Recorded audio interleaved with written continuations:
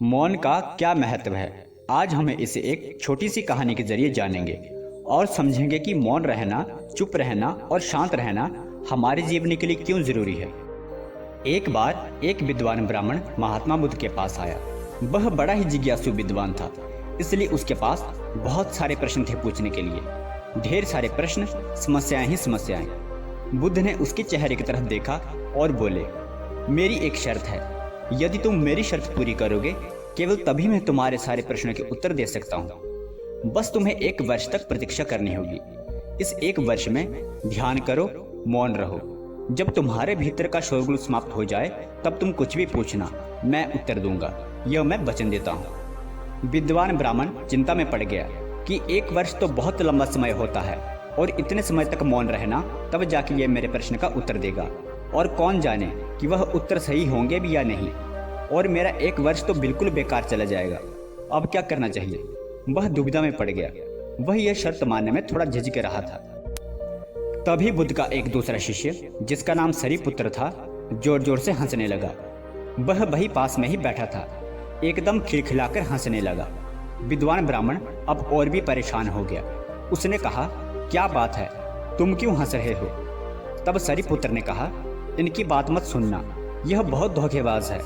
इन्होंने मुझे भी धोखा दिया है। मैं भी एक बड़ा विद्वान ब्राह्मण था, मेरे भी मन में बहुत सारे प्रश्न थे पूछने के लिए, लेकिन इन्होंने मुझे फुसला लिया। इन्होंने कहा, साल भर प्रतीक्षा करो, मौन रहो, ध्यान करो, 1 साल बाद मुझसे पूछना, मैं उत्तर दूंगा।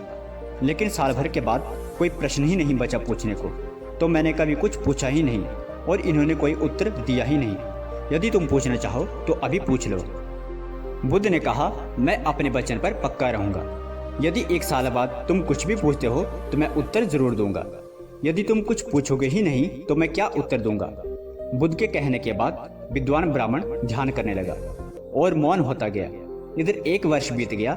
विद्वान ब्राह्मण के भीतर की बातचीत समाप्त हो गई। भीतर का कोलाहल रुक सा गया। वह बिल्कुल भूल गया कि कब 1 वर्ष बीत गया। कौन फिक्र करता है? जब प्रश्न ही ना रहे तो कौन उत्तर की फिक्र करता है?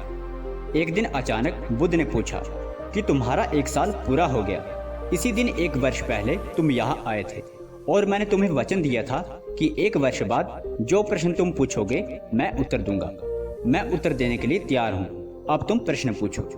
विद्वान ब्राह्मण हंसने लगा और कहा, आपने मुझे भी धोखा दिया है। वह सरीपुत्र ठीक कहता था, अब कोई प्रश्न ही नहीं है पूछने को, तो मैं क्या पूछूं? मेरे पास मेरे भीतर पूछने के लिए कोई प्रश्न नहीं है। बुद्ध बोले, असल में यदि तुम सत्य नहीं हो तो समस्याएं होती हैं और प्रश्न होते हैं।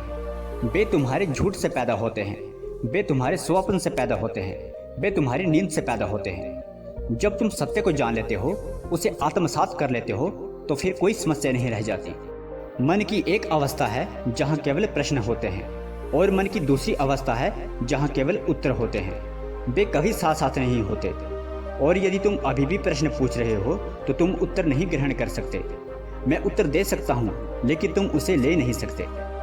यदि तुम्हारे भीतर प्रश्न उठने बंद हो गए तो मुझे उत्तर देने की कोई ज़रूरत ही नहीं। मन की एक ऐसी अवस्था उपलब्ध करनी होती है जहाँ कोई प्रश्न ही ना उठे। मन की प्रश्न रहित अवस्था ही एकमात्र उत्तर है। यही तो ध्यान की पूरी प्रक्रिया है। प्रश्नों को खत्म कर देना, भीतर चलती बातचीत को खत्म कर देना।